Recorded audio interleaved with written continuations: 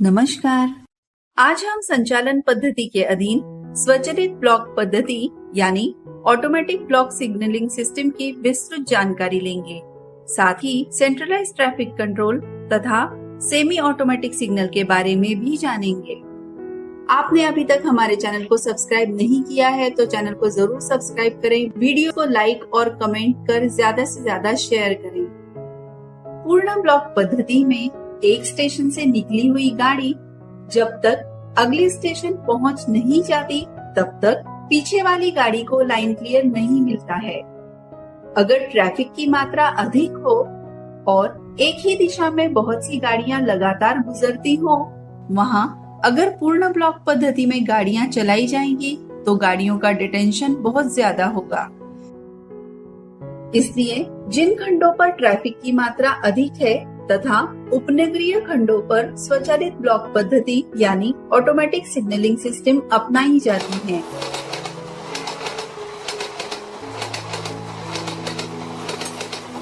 Automatic signal उन स्थानों पर लगाए जाते हैं जहां कोई पॉइंट या गेट नहीं होता है।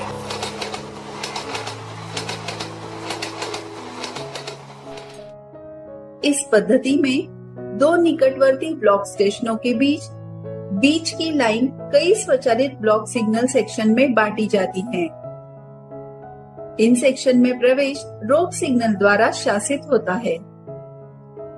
लाइन पर लगातार ट्रैक सर्किट या एक्सेल काउंटर लगाए जाते हैं। इस पद्धति में जो रोक सिग्नल लगाया जाता है उसके खंबे पर सफेद गोल चक्री पर काला ए लिखा होता है। सभी सिग्नल्स मल्टीपल एस्पेक्ट वाले ही लगाए जाते हैं। गाड़ियों के चलने से ये सिग्नल अपने आप ऑन तथा ऑफ होते हैं। इन सिग्नलों के एस्पेक्ट के अनुसार लोको पायलट अपनी ट्रेन की गति को बढ़ाते हैं या घटाते हैं। अगर सिग्नल एस्पेक्ट ग्रीन है तब अपनी पूर्ण गति से चलना है। यदि सिग्नल एस्पेक्ट डबल येलो है तब सावधानी पूर्वक आगे बढ़ना है तथा ट्रेन की स्पीड को कम करना है। अगर एस्पेक्ट 1 येलो है मतलब लोको पायलट को सतर्क रहना है तथा अगले सिग्नल पर रुकने के लिए तैयार रहना है। इन सिग्नल्स की सामान्य स्थिति हरी होती है। जैसे ही ट्रेन इस सिग्नल को पार करती है, ये सिग्नल अपने आप ऑन स्थिति में आ जाता है और जैसे ही ट्रेन अगले सिग्नल के आगे की पर्याप्त दूरी जो 120 मीटर से कम नहीं होती उसे पार करती है, ये सिग्नल तब ऑफ हो जाएगा। अब हम ऑटोमेटिक सिग्नलिंग सिस्टम में गाड़ियां किस तरह चलाई जाती है ये देखेंगे। स्क्रीन पर ऑटोमेटिक टेरिटरी में 1 to 4 रोक सिग्नल दिखाई दे रहे हैं। सभी सिग्नल अपने सामान्य स्थिति में यानी सिग्नल एस्पेक्ट ग्रीन है। ट्रेन जैसे ही फर्स्ट सिग्नल को पार करेगी, ये सिग्नल का एस्पेक्ट तुरंत ग्रीन से रेड में आ जाएगा। ट्रेन जैसे ही सेकेंड सिग्नल को पार करेगी, ये सिग्नल रेड हो जाएगा और जैसे ही ट्रेन इस सिग्नल से आगे पर्याप्त दूरी जो 120 मीटर है उसे पार करेगी, तब पीछे वाला सिग्नल यानी फर्स्ट सिग्नल 1 येलो एस्पेक्ट में आ जाएगा। जैसे ही ट्रेन थर्ड सिग्नल को पार करेगी, ये सिग्नल रेड हो जाएगा और जैसे ही ये ट्रेन सिग्नल के आगे 120 मीटर पार करेगी, तब सेकेंड सिग्नल 1 येलो तथा first signal double yellow aspect दिखाएगा। जैसे ही ट्रेन फोर्थ सिग्नल को पार करेगी, ये सिग्नल रेड हो जाएगा और पूरी ट्रेन जब इस सिग्नल के आगे 120 मीटर पार करेगी, third signal 1 yellow, second signal double yellow तथा फर्स्ट सिग्नल ग्रीन एस्पेक्ट में आ जाएंगे। तो इस तरह से ऑटोमेटिक सिग्नलिंग सिस्टम काम करती है।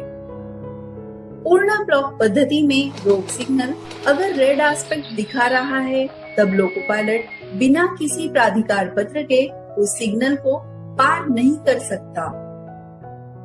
परंतु ऑटोमेटिक सिग्नल अगर रेड भी है तब लोको पायलट इस सिग्नल को दिन में 1 मिनट, और रात में 2 मिनट रुककर पार कर सकता है। ऐसे समय उसकी ट्रेन की स्पीड दृश्यता साफ होने पर 15 किलोमीटर प्रति घंटा तथा दृश्यता साफ न होने पर 10 किलोमीटर प्रति घंटा से अधिक नहीं होगी। ऐसे समय लोको पायलट सतर्क रहता है तथा किसी भी अवरोध से पूर्व अपनी गाड़ी रोकने के लिए तैयार रहता है। यदि अगला सिग्नल ऑफ भी दिखाई देता है तो भी ट्रेन की स्पीड को तब तक नहीं बढ़ाता जब तक यह सुनिश्चित नहीं कर लेता कि जो सिग्नल ऑफ किया गया है वह उसके गाड़ी के लिए ही है। स्वचल रोक सिग्नल ऑन स्थिति में पार करने के बाद ईएमयू गाड़ी और आगे रुकी हुई गाड़ी या अवरोध के बीच अंतर 75 मीटर या 1 OHE स्पैन से कम नहीं होना चाहिए तथा किसी भी इंजन से चलाए जाने वाले गाड़ी के चालक को यह सुनिश्चित कर लेना चाहिए कि अपनी गाड़ी और आगे रुकी हुई गाड़ी या अवरोध के बीच का अंतर 150 मीटर या 2 OHE स्पैन से कम नहीं होना चाहिए। स्वचालित ब्लॉक पद्धति में एक ही दिशा में बहुत सी गाड़ियां चलानी होती है।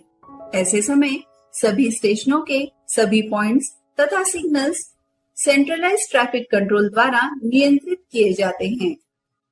सेंट्रलाइज्ड ट्रैफिक कंट्रोल में स्थित प्रकाशित पैनल पर पूरे खंड के सभी स्टेशन पर चल रही गाड़ियां, पॉइंट्स तथा सिग्नल्स की स्थिति स्क्रीन पर दिखाई देती है। प्रत्येक ब्लॉक स्टेशन पर पैनल होते हैं ताकि शंटिंग के समय सेंट्रलाइज्ड ट्रैफिक कंट्रोल उस स्टेशन का नियंत्रण संबंधित स्टेशन को दे सके। ऐसे समय उस स्टेशन के क्रॉसओवर पॉइंट या गेट से पहले सेमी ऑटोमेटिक सिग्नल लगाए रहते हैं। ये सिग्नल आवश्यकतानुसार मैन्युअली तथा ऑटोमेटिकली दोनों तरह से कार्य करते हैं।